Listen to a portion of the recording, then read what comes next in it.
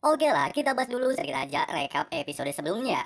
Meski sempat bertemu dengan klan iblis yang juga ingin menuju goa iblis, namun berkat baju penyamaran dan token klan iblis bulan yang sebelumnya diberikan oleh Yueye, Hao Chen dengan sangat mudah membodoh-bodohi alias menakut-nakuti klan iblis. Bahkan meski sempat terjadi baku hantam perang sarung, tim pemburu iblis yang diketuai oleh Hao Chen berhasil membantainya. Tapi sayang, meski mereka pada akhirnya berhasil menemukan lokasi tujuan, goa ini memiliki misteri luar biasa aneh. Selain seringkali menimbulkan raungan, suara itu membuat mereka tidak bisa berbuat apapun.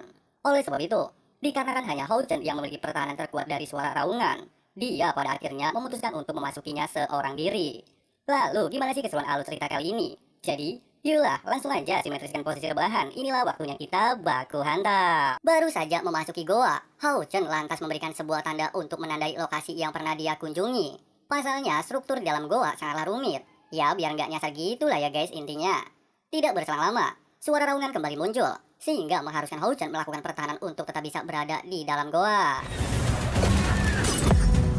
Meski dampak raungan juga bisa dirasakan oleh seluruh anggota tim yang berada di luar goa, tapi untungnya berkat pertahanan sihir Lin Xin, mereka dengan mudah mampu melewatinya.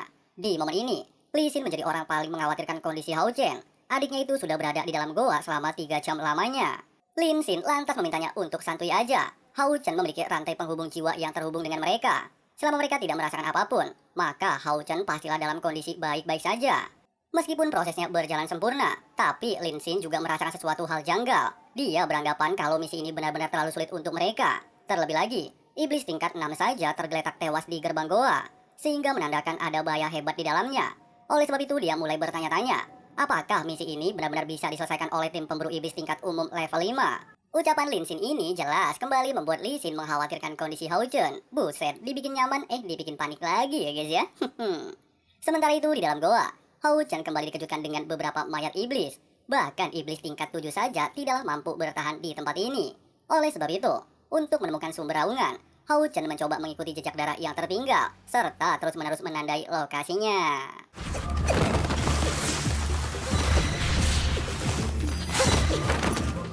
Setibanya di sebuah jurang dan menyadari kalau para iblis melarikan diri dari tempat ini, serta raungan berikutnya akan segera kembali muncul, Hao Chen lantas mencoba keberuntungan untuk memasukinya. Tapi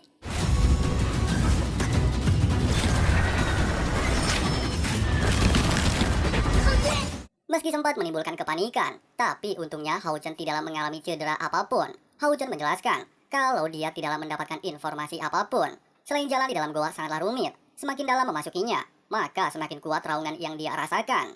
Mendengarkan hal itu, Li Xin dan Lin Xin meminta Hao Chen untuk membatalkan misi.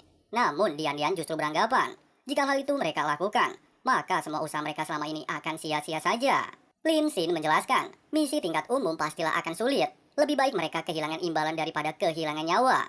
Terlebih lagi para iblis tingkat 6 saja mati berserakan di tempat ini. Hal itu sudah menandakan bahaya yang mungkin tidak akan bisa mereka hadapi. Di tengah-tengah kondisi kebingungan dan kepanikan, Hao Chen sebagai pemimpin aliansi mencoba untuk menenangkan keadaan. Dia berniat untuk sekali lagi memasuki goa. Pasalnya dia barusan hampir menemukan sumber raungan.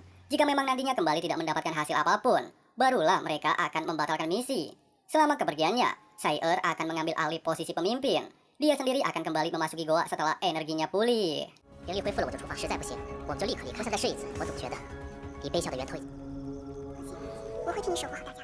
Di sisi lain, Raja Iblis dari rombongan iblis yang sebelumnya dibantai oleh tim Hao Chen terlihat tiba di lokasi baku hantam. Setelah mencium bau darah para tim pemburu iblis yang membantai pasukan mereka, Raja Iblis lantas memerintahkan seluruh anggota menuju goa serta menghabisi kelompok Hao Chen. 神都撕碎，虽然也在杀我们恶魔，却全都死在了这里。 Kembali ke tempat Hao Chen, kali ini dia berhasil sampai ke jurang dalam waktu 30 menit, sehingga masih ada waktu untuk memasuki dasar jurang sebelum raungan berikutnya muncul. Meski berjalan sesuai rencana dan berhasil tiba di dasar jurang, Hao Chen lagi-lagi dikejutkan dengan puluhan mayat iblis berserakan di sepanjang jalan. Melihat tanda-tanda kematian para iblis, Hao Chen menyadari kalau mereka tewas dengan cara yang sama seperti para iblis di luar goa. Lebih parahnya lagi menurut analisanya, para iblis kemungkinan saling membunuh atau bunuh diri. Dengan kata lain, selama goa ini ada, kemungkinan belum ada yang mampu bertahan dan keluar hidup-hidup. Dengan alasan tersebut, Hao Chen mulai bertanya-tanya, apakah di ujung goa terdapat sesuatu hal yang lebih menyeramkan dari suara raungan? Dan tiba-tiba... 怎么回事？还有是什么？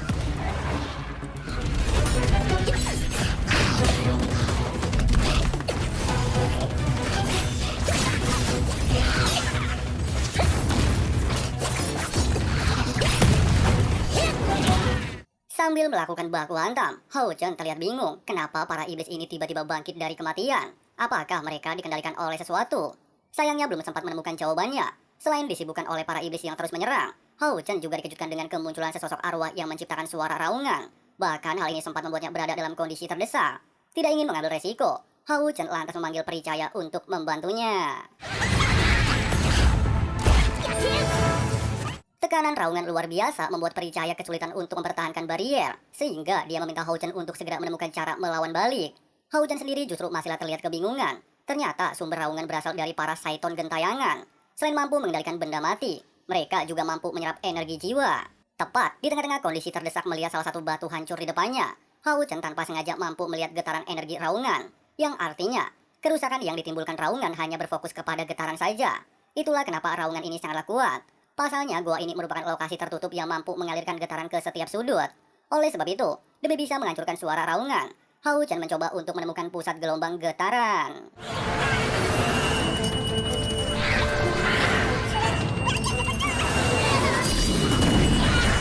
Alhasil, cara yang digunakan Hao Chen benar-benar berhasil mengatasi hal tersebut.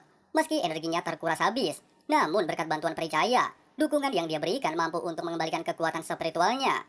Di momen ini juga, Hao Chen berhasil menguasai keterampilan baru yang disebut getaran cahaya. Selain mampu digunakan untuk merasakan keadaan sekitar melalui getaran, kemampuan ini juga mampu untuk meningkatkan serangan. Tapi, ketika Hao Chen lagi senang dapat kemampuan baru, dia tiba-tiba terjatuh ke dalam sebuah lubang.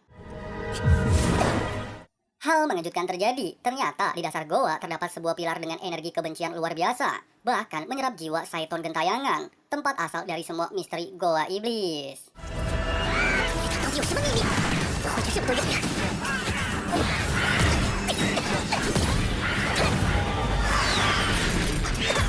Menyadari Hao Chen dalam situasi terdesak, Hao Yu pada awalnya ingin langsung menggunakan teknik teleportasi. Namun Hao Chen memintanya untuk tidak melakukannya. Terlebih lagi dia menemukan informasi penting. Oleh sebab itu daripada membawanya berteleportasi, Hao Chen meminta Hao Yu untuk datang dan membantunya. Di saat Hao Chen mencoba untuk memulihkan kekuatan spiritual, Hao Yu bertugas untuk membawanya menuju pintu menara. Kemungkinan tempat itu lokasi teraman untuk mereka. Oleh sebab itu, Hao Chen bertujuan untuk memancing para Saiton menargetkan dirinya, sementara Hao Yu bertugas menemukan cara membuka gerbang.